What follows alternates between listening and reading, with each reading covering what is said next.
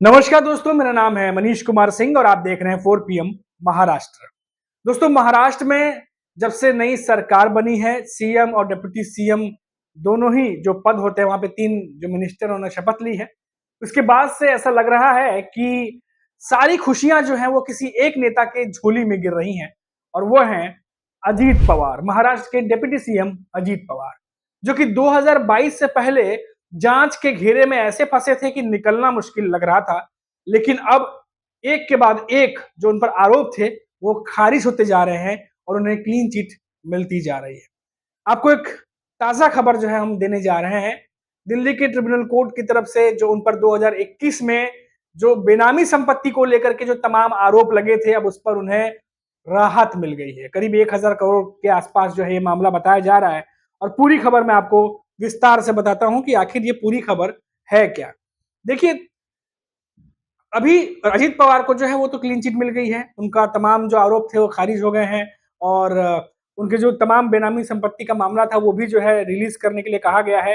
लेकिन ये पूरा मामला क्या है, पहले मैं आपको वो बताता हूँ। ये मामला 7 अक्टूबर 2021 का है, जब आयकर विभाग ने कई कंपनियों पर छापे मारे, जिसमें कुछ ऐसे दस्तावेज बरामद हुए जो कथित तौर पर बेनामी स्वामित्व वाली कुछ संपत्तियों को अजीत पवार और उनके परिवार से जोड़ते थे। हालांकि न्यायाधिकरण ने इन दावों को ये कहते हुए खारिज कर दिया कि ये आरोप साबित करने के लिए पर्याप्त सबूत नहीं है। ये अभी की बात बता रहा हूँ, ये तो जो अभी फैसला आया है। अजीत पवार, उनकी पत्नी सुनित्रा पवार और बेटे पार्थ पवार, ये जो तीनों फैमिली मेंबर हैं इनके, उनका प्रतिनिधित्व करने वाले अधिवक्ता प्रशांत पाटिल ने ट्रिब्यूनल के समक्ष तर्क दिया कि उन्होंने कोई अपराध नहीं किया है।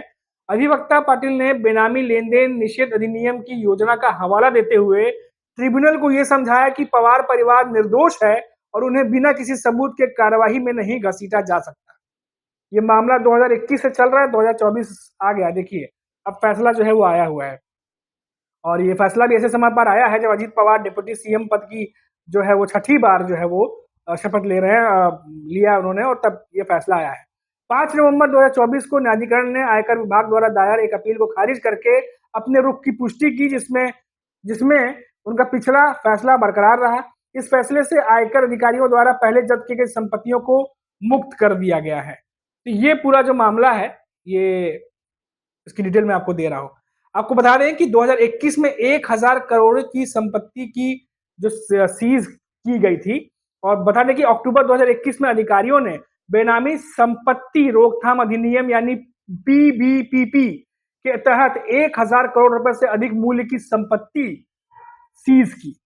इस कार्रवाई में महाराष्ट्र और मुंबई में अजीत पवार से जुड़े लोगों के आवासों, कार्यालयों की तलाशी शामिल थी, जिसमें उनके रिश्तेदार, बहनें, करीबी सहयोगी शामिल थे। ये सब शामिल थे।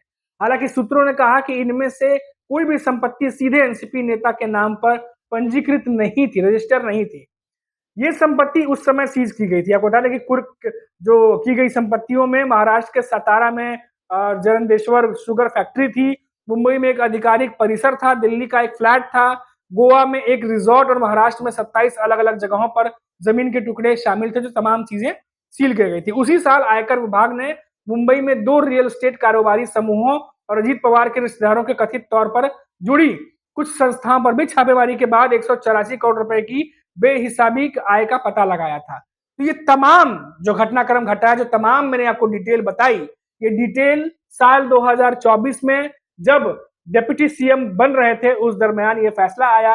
और एक तरीके से, जैसे कि मैंने कहा कि नई सरकार बनते ही ऐसा लग रहा है कि खुशियां जो है वो किसी ऐसे एक नेता की झोली में जा रही हैं, तो वो अजीत पवार है।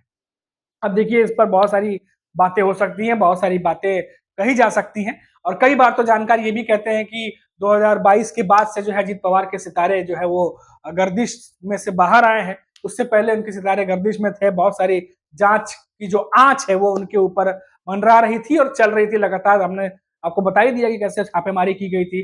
1000 करोड़ के आसपास की जो प्रॉपर्टी है, जो रिपोर्ट्स में आ रही है कि उन्हें सीज किया गया था। लेकिन अब फिलहाल उन्हें राहत मिल गई है और अब जो है उन्हें जांच के दायरे से जो है वो बाहर कर दिया गया। तो ये तमाम खबर जो है अब सुर्खियां बनेंगी, बन रही हैं। और बता दें आपको कि महाराष्ट्र में अब जो है वो 5:30 बजे जब शपथ समारोह हुआ था, जब मुख्यमंत्री और उप मुख्यमंत्री जो है देवेंद्र फडणवीस मुख्यमंत्री, और देवेंद्र फडणवीस के बाद एकनाथ शिंदे, अजित पवार दोनों ने डिप्टी सीएम पद की शपथ ली। और इसके बाद जो है ये खबर आई कि इसके बाद ये फैसला आया जो अजित पवार के हक में गया। तो बहुत बड़ा खुशखबरी की बात है वैसे अजित पवार के लिए। और आपको बता दें कि अभी भी कई सारी ऐसी बातें हैं महाराष्ट्र की सियासत में जो अभी सामने आने बाकी हैं। ये तो रिपोर्ट मैंने आपको बताई अजित पवार के बारे में कि कैसे पहले उनके ऊपर सारे जो है आरोप थे, लेकिन फिर कैसे एक-एक करके सारे आरोप जो हैं वो अब उनके ऊपर से हटते जा रहे हैं, और जो खबरें आ रही हैं वो हम आपको लगातार बताते जा रहे हैं। अब अगर महाराष्ट्र की सियासत की बात कर लें थोड़ी-सी, तो अभी भी बात अगर हम करें एकनाथ शिंदे की, तो अब ये माना जा रहा है कि बीजेपी जो है वो गृह मंत्रालय एकनाथ शिंदे को अब नहीं देने वाली, और गृह मंत्रालय वो बीजेपी के पास ही होगा, यानी सीएम जो बीजेपी के हैं देवेंद्र फडणवीस, अब गृह मंत्रालय भी बीजेपी अपने पास रखेगी, ऐसी खबरें आ रही है। तो यानी कि एकनाथ शिंदे के पास अब क्या ऑप्शन बचते हैं, और एकनाथ शिंदे आगे क्या करेंगे, और ये जो महायुति की जो सरकार बनी है, जो बहुमत के बाद भी जो इतनी बड़ी बहुमत के बाद सरकार बनी है, वो कितने दिन चलेगी, इसको लेकर के भी जानकार जो है वो सवाल उठा रहे हैं, क्योंकि जो सहयोगी दल के जो प्रमुख नेता हैं, उनके मन मुताबिक विभागों का बंटवारा नहीं हो रहा है, और जो वो विभाग मांग रहे थे वो उन्हें नहीं मिलेगा। तो ऐसे में क्या असंतोष की भावना जो प्रमुख नेता उनके अंदर और उनके पार्टी के जो सीनियर नेता है, क्या उनके भीतर उत्पन्न होगी, तो क्या ये आगे चल के कोई, जिसे कहते हैं कि अगर लंबा कोई चीज चलना हो तो सबको साथ मिला के चलना पड़ता है, सबके मन की बात सुननी पड़ती है, और यहाँ पर अगर मन की बात नहीं सुनी जा रही है तो क्या ये सरकार लंबा चलने वाली है, इसको लेकर के भी जानकार अपनी अपनी प्रतिक्रिया, अपनी अपनी राय जो है वो दे रहे हैं। लेकिन यही है कि सीएम और डिप्टी सीएम की शपथ के बाद अब सबकी नजरें विभागों पर है कि विभाग का बंटवारा कैसे होता है, किसको कितना मंत्रिमंडल में पद जो है, किस पार्टी के नेताओं को कितना दिया जाता है, उसको लेकर के बातचीत जो है वो चल रही है। तो ये ताजा जो खबर है, जो अपडेट है महाराष्ट्र से, वो हमने आपको बताई। और इसके बाद भी आप देखिएगा कि एकनाथ शिंदे की जो मीटिंग्स हैं वो अपने नेताओं के साथ लगातार मीटिंग चल रही थी, और ऐसी खबरें आई कि एकनाथ शिंदे को जो है डिप्टी सीएम पद ले लेना चाहिए। ये बात जो है उन्हीं के पार्टी के नेताओं ने उन्हें समझाया, क्योंकि सरकार में रहकर बहुत सारी चीजें की जा सकती हैं, और एक एक मैसेज देने की कोशिश भी बीजेपी की तरफ से भी की गई कि देखिए हमने भी साथ में रखा हुआ है सब सहयोगियों को। और इसी तरीके से एकनाथ शिंदे जो है, क्योंकि अब वो जानते हैं कि आने वाले समय में बीएमसी चुनाव भी हैं, तो ऐसे में एकनाथ शिंदे की जरूरत बीएमसी को, बीजेपी को माफ कीजिएगा, है। और ऐसे में वो चाहते हैं कि इस चीज का कहीं ना कहीं कुछ फायदा उठा करके एक प्रेशर की राजनीति जो है वो की जाए। लेकिन ये कितना काम करेगी कितना नहीं करेगी, ये तो आने वाला वक्त ही बताएगा। फिलहाल अभी के लिए इतना ही दोस्तों, और फिर लौटेंगे तो बात करेंगे किसी बड़ी खबर पर। तब तक आप देखते रहिए 4 PM महाराष्ट्र, और मुझे इजाजत दीजिए। नमस्कार।